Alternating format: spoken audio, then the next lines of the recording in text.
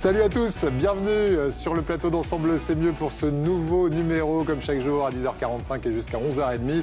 Et autour de la table ce matin, 3 super-héros, le Superman de l'immobilier Sébastien Vidal que je salue, la Wonder Woman de la cuisine Carole Gézéquel et puis Aurélie Brima, une super cavalière qui rentre d'un Tour de France à cheval. Elle va tout nous expliquer, bienvenue à vous. Voici le sommaire de ce lundi 14 octobre 2019.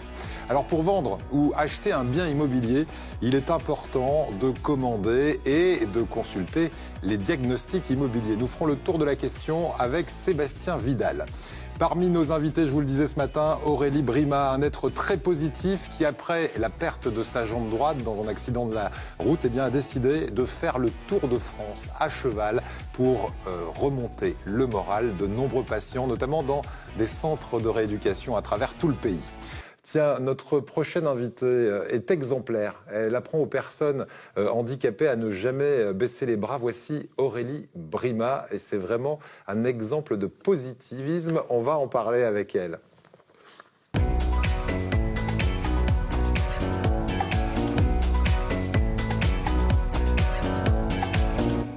Bonjour Aurélie, bonjour. Merci d'être avec nous.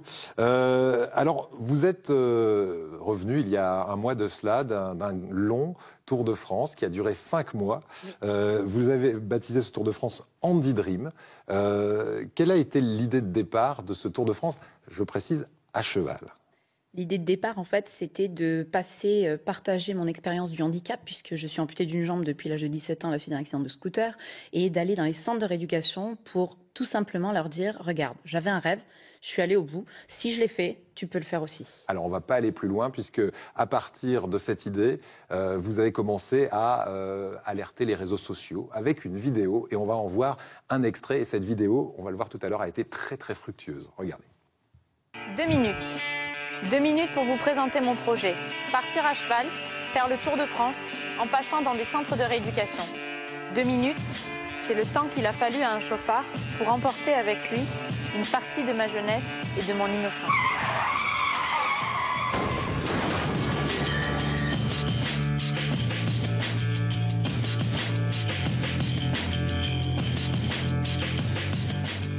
J'ai subi 15 opérations, j'ai été amputée de la jambe droite. Je connais cette sensation d'un monde qui s'écroule.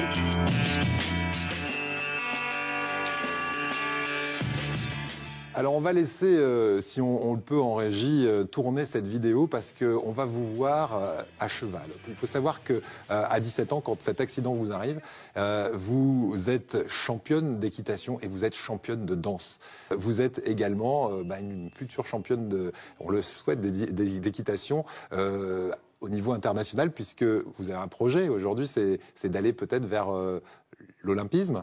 Ce serait à terme, parce qu'il va y avoir du travail. Mais oui, ça serait le nouveau défi, quoi. Ça serait de faire du paradressage pour repousser encore les limites et puis montrer qu'avec le handicap, tout est possible. On peut tout faire. Voilà, et c'est bien le message que vous avez voulu apporter à la fois dans ces centres de rééducation à travers toute la France, et puis des écoles aussi, puisque dans les centres de rééducation, c'était relever un petit peu le défi de dire oui, tu viens d'être handicapé, tu viens d'avoir un accident. J'étais dans cet état moi aussi où je me suis dit ma vie elle est foutue et il ne baisse surtout pas les bras. Qu'est-ce que vous avez fait comme rencontre? Parce que vous êtes allé dans une vingtaine de centres de rééducation et puis vous êtes allé dans des écoles. Quel était le but dans l'un et dans l'autre? Donc dans les centres de rééducation, le lundi, c'était ça. C'était de pouvoir échanger sur le handicap et puis parler de l'adaptation du véhicule, des prothèses de sport, de comment reprendre telle ou telle activité, du rôle de l'entourage, parce que c'est essentiel. Voilà, donc c'était vraiment un partage en fait d'expérience et un message d'espoir de dire la vie continue, même quand on a perdu beaucoup, la vie continue, il va falloir juste quelques adaptations, mais c'est possible. Le deuxième message, donc, c'était à destination des jeunes, des enfants, puisque tous les mardis, on passait dans les établissements scolaires. Là, l'objectif, c'était tout simplement de banaliser la différence, en fait, parce qu'elle est partout. Donc le handicap, c'est une différence. Donc au contraire, on mettait en avant avec les enfants la différence. Et tous les enfants, moi je suis différent pour ça, moi je suis différent pour ça. C'est ce qui fait nos forces. Et le principal, c'est de vivre tous ensemble. Donc là, c'était de véhiculer une image positive du handicap et surtout répondre à toutes leurs questions. Est-ce que c'est héréditaire? Est-ce que c'est contagieux? Est-ce qu'ils vont attraper la maladie de la jambe amputée en parlant avec moi? Il y a plein de questions comme ça. Et en 3 heures d'intervention, on n'arrivait pas à répondre à tout.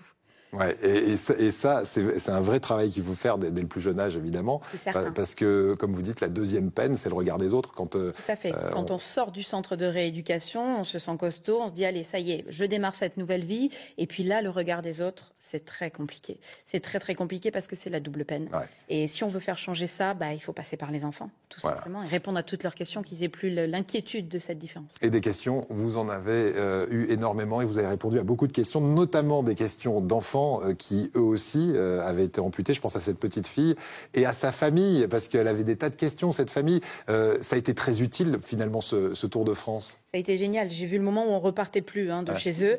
Du coup, on y est resté plusieurs jours. Expliquez-nous ce qui s'est passé avec eux. C'est tout simplement une petite fille qui a le même reflet que moi dans le miroir. Et c'était juste exceptionnel de pouvoir partager ce moment. Et elle m'a posé des questions et des questions. Elle m'a demandé aussi si j'arrivais à mettre mon pied derrière la tête. Est-ce que j'étais assez souple ? Non. Donc j'ai déclipsé ma prothèse et puis je l'ai posée comme ça sur les épaules. Donc elle était morte de rire. Et plein de questions sur l'adaptation du logement, sur les prothèses à venir, les remboursements, comment ça se passe. C'est tellement plus facile quand on a quelqu'un en face, quand on est dans cette période là où il va falloir se reconstruire et qu'on peut échanger avec des personnes qui sont passées par là.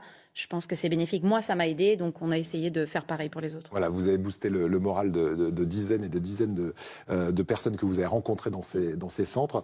Et puis, comme c'est un Tour de France, le lundi, vous étiez dans les centres de rééducation, le mardi à l'école, et puis tout le reste de la semaine, à cheval, par Mons et par Vaud, par les forêts, par les plages. Et là, vous me dites une solidarité incroyable. Et c'est là qu'interviennent les réseaux sociaux. Expliquez-nous, vous alliez dormir chez l'habitant chaque soir, mais vous n'aviez rien planifié ou presque. Alors, en fait, on a eu quand même à l'avance 500 propositions sur les réseaux sociaux. Donc déjà, ça, c'était inespéré. Dans toutes les régions de France. Dans toute la France, voilà. Donc il y a des gens chez lesquels on n'a pas pu aller, bien évidemment. Et après, on a eu une équipe logistique qui, bien évidemment, anticipait notre arrivée 2-3 jours avant, une semaine avant, pour arriver à trouver un lieu adapté. Parce qu'on ne débarque pas comme ça à la légère. Ouais. On arrive avec 2 chevaux, écoutez bien, un chien, 2 ensembles de véhicules de 11 mètres, le papa et moi à cheval et 2 bénévoles en permanence. Donc je veux dire, on voyageait pas léger. Voilà. Donc et il y a des gens qui se sont adaptés. Des fois, on défaisait les attelages, on mettait les remorques chez les voisins. Enfin, vraiment, on a vu une solidarité mais dingue. Des ostéopathes pour les animaux, pour le chien, pour moi, qui ont fait des kilomètres et des kilomètres pour venir nous soigner, pour qu'on arrive à relever ce défi et aller jusqu'au bout, parce que les problèmes de santé sont toujours présents. Et donc, il y avait tout un suivi médical et paramédical en amont et pendant le projet, qui n'était pas facile à articuler autour de ces journées de cheval. Alors justement, comment vous êtes après ces 5 mois, parce que vous êtes revenu début septembre, enfin c'était le 31 août, donc là vous avez eu un mois pour vous remettre un peu, vous me dites, vous le sentez encore, vous l'avez senti passer ce Tour de France. Je l'ai senti passer, mais si c'était à refaire, je recommencerais, parce que c'est que du positif et plein d'émotions. Mais oui, je suis cassée en deux, le dos, le bassin, la hanche, voilà. Donc là, je vais bientôt rentrer dans un centre de rééducation. D'ailleurs, le centre de Nîmes, le premier centre qu'on a visité à cheval, j'y retourne parce qu'on a eu un accueil exceptionnel et ils ont des machines un peu spécialisées par rapport à des problèmes que j'ai et donc je vais aller là-bas me soigner, ils vont essayer de me remettre sur pied. C'est génial. Alors votre actualité aujourd'hui, c'est écrire un livre sur cette expérience. Oui. On est en route là sur le livre. On est en route sur le livre et puis on prépare aussi un 26 minutes et puis on aimerait essayer de voir pour un film aussi, pour faire partager à tout le monde ce qu'on a eu la chance de vivre. En fait. Voilà, et ce n'est que du positif et de dire malgré le handicap, une jambe en moins, on peut y arriver. Racontez-nous aussi cette anecdote avec ce monsieur qui vous a lancé un défi, enfin qui a dit je vais y arriver. Il se l'est lancé à lui-même. Oui, il se l'est lancé à lui-même parce que vous étiez là et parce que vous tourniez un film pendant ce temps-là. Voilà, en fait on était accompagnés par France 3 à ce moment-là et du coup lui il était amputé bilatéral, donc compliqué avec 2 prothèses, une personne d'un certain âge quand même et je lui ai dit t'en es où de la rééduque? Il me dit j'essaye, là j'en suis à quelques pas et puis il y avait la télé et il me dit si tu me regardes, est-ce que j'essaye de faire tout le couloir là. Tout le couloir, je dis c'est peut-être beaucoup si tu fais que quelques pas. Et puis il s'est levé, et puis il y avait France 3 du coup, et là il était fier, et puis il est allé jusqu'au bout du couloir, mais il transpirait. Alors on était avec lui sur la fin, mais il a relevé le défi, il est allé au bout de son couloir, et il est passé lors d'un JT sur France 3. Voilà, donc c'est génial. Ça c'est vraiment le symbole même de ce Tour de France où vous avez tenté de dire haut les cœurs, et on peut y arriver. C'est ça, c'est qu'on est parti en se disant on va aller donner, et puis en fait on a reçu mais énormément quoi. Énormément. évidemment. belle surprise. Tiens, on va vous offrir une jolie photo. Alors, je vous ai demandé les coins qui valent le coup sur le territoire. Alors, vous m'avez cité la Bretagne, vous m'avez cité évidemment un coin de notre belle région Provence-Alpes-Côte d'Azur. Sur cette photo, nous sommes dans le parc du Mercantour, dans le parc des Écrins ou en Camargue. Camargue. Camargue. Notre belle Camargue, Et, là où on a pu faire notre arrivée. Exactement. Et il y a un lien effectivement avec ce Tour de France à cheval. C'est là que vous avez terminé au milieu des troupeaux de chevaux. Tout à fait. C'est Ouais. notre capitale du cheval. Et puis on devait ramener le petit Rigao de la Cure qui nous a été prêté. Ça a été le cheval de mon papa pendant l'aventure Ouais. par la maison du cheval Camargue. Eh ben, écoutez, voilà, comme ça la boucle est bouclée et vous avez gagné puisque vous avez trouvé la bonne réponse à votre photo quiz, votre chanson préférée. Cette chanson, vous l'avez aussi utilisée dans votre Tour de France. Oui. La chanson de l'association Nathan Mayor. Voilà, interprétée par Nathan Mayor. Et à partir du journal que je tenais tous les jours, en fait.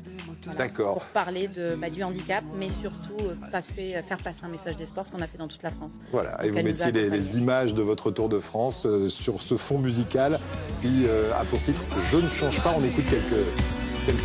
Je tiens mes rêves au creux de mes doigts. Et même si la vie m'a pris une partie de moi, je ne change pas.